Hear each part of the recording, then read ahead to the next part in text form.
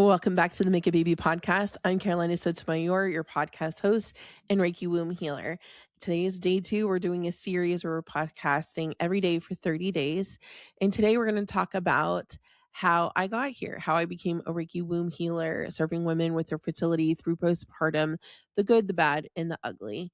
So I'm super glad that you're here and tuning in. Don't forget to follow and subscribe here on Apple Podcasts and Spotify and YouTube. I want to start at the very beginning, and I'm going to try to keep these episodes short and succinct. I've had quite the life of ups and downs, like many of you. I've had childhood abuse. I've had womb trauma. I had an alcoholic mother, a narcissistic father, and I have siblings that I'm no contact with. And how I ended up here is in 2014, my dad died and it started my spiritual awakening. I was on a mission to become a medium, and I was eating up any workshop locally in person that I could. I became obsessed with learning mediumship and learning how to communicate with him. He died of colon cancer, but it was his death was the most jarring thing I had experienced. And it was really shattering to a lot of my beliefs. It made me question what was real, what was not. And what happened is I started to rebuild my belief system, because the person that I considered safest in the world, and what I would later learn was my definition of safety, because he had never physically harmed me. And that's what I registered as safety at that point in time, was gone. So then I didn't feel safe in the world. I was also a newlywed. My husband was very kind and he is a very safe person. But up at that time, I had correlated safety with my dad. And so for me was I had to redefine what safety was. I was also actively trying to conceive, and for 17 months I couldn't. Everything was fine, everything looked fine, but nothing was changing. So for me was when I was recommended by 2 people, my psychic, who I went into her shop trying to get crystals to heal my concussion because I had fallen off my horse and I was on medical leave, and I was like, I need crystals for my concussion because I'm trying to get back on my horse. She's like, nope, your womb, which is your sacral plexus, and your throat are blocked, and you need to get those cleared if you want to get pregnant. Also, that same week, unrelated, my grief therapist said, you need to get Reiki. You need to get the trauma removed from your tissues. So I went, got Reiki from the person that she recommended. And soon after that one Reiki session, we were testing positive with our son, who is now 9, and he is the first Reiki baby. Throughout my pregnancy and postpartum, and because of my birth, I received Reiki. She even sent me Reiki during my birth via distance. And my pregnancy was really traumatic. My birth was traumatic. And I had really severe postpartum depression and postpartum anxiety. It was 6 months after I gave birth to my son that I got my first Reiki attunement and certified in traditional Reiki, levels 1 and 2. And then after that, that was in 2017. 2018, I became a Reiki master. In 19, I went on to become a Karuna Reiki master. I became certified for Reiki for birth reprocessing, and pregnancy.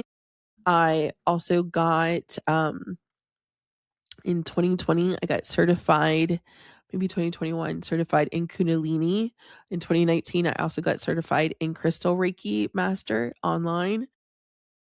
So I am attuned to 5 different lineages: traditional, holy fire, crystal, kundalini, and there's one other one I can't remember. Everything that's under the International Center of Reiki Training, which is based here in the United States, I have done up through 2020. They've come out with new stuff now, but I don't really subscribe to their doings anymore. I feel like once you get certified and you continue to do your practice and adhere to like your set of ethics, you're good to go. I don't really think that you have to It's kind of not my thing where you have to constantly get upgraded from their programs. I feel like Reiki is meant to evolve and everyone does Reiki a little bit differently. Every time that I've gotten Reiki certified or gotten a training, my psychic abilities and my mediumship have increased and become more significant and sharper in the channeling that I'm able to do. So now I focus more on healing in general and healing techniques that are for the mindset, subconscious, somatic, womb related, all of that. So I use Reiki as my main vehicle, but I also use mediumship. I also have my own gifts that where I can see within the tissues. I can also cyclically remove traumas from your tissues. I think it's really important when we think about our lives that the things that you overcome are like the things that are also gifts. There's something, a transformation that comes from overcoming those hardships. And I've used those to find my life purpose. And my life purpose was found in that significant pain of my postpartum. Everything that was unhealed from my past, from my childhood, came out in my postpartum. And I later learned about human design. And what I realized, I am a human design projector. And projectors are guides, therapists, healers. I'm definitely in that category. But they also see patterns. And I saw a lot of patterns in my life. And I realized that the more that we can heal up front before we get pregnant, while we're trying to conceive, it'll make fertility, pregnancy, birth, and postpartum so much easier. All the things that I didn't see and avoided erupted like a volcano. When I was sleep deprived, I was highly sensitive, I had irrational thoughts. It fueled that volcano, that fire, and made things so much more complicated. When my birth stalled out and then I had to get an emergency C-section, it was because of fear. It was because of the lingering, uncleared trauma from my pelvis from so many unhealed events in my life and womb physical trauma. So it's really important when I tell my story is like what came out of that was an awareness that things can be done differently, an awareness that what good can come from this is that I saw, I was like, if I were looking back, what would I do differently? It's like we can heal all of these things up front so they don't complicate your fertility. Your womb is where all your emotions get stored mainly and then throughout your body. So your muscles hold on to stories, they hold on to traumas, and they need to be removed so your muscles can be relaxed. There's such a thing as muscle memory. They remember.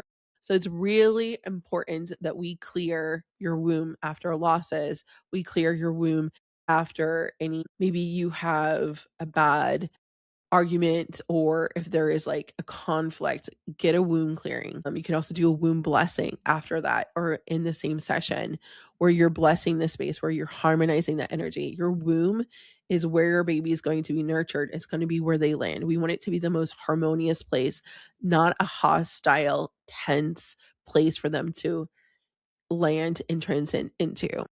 So when we look at that and we look at like the perspective of that, it is possible to heal many things up front, but it's also not completely necessary to do the entire list in order to conceive. What I do know is that the more that we heal up front, the more regulated our nervous systems become because we are living then with less reactivity and less triggers.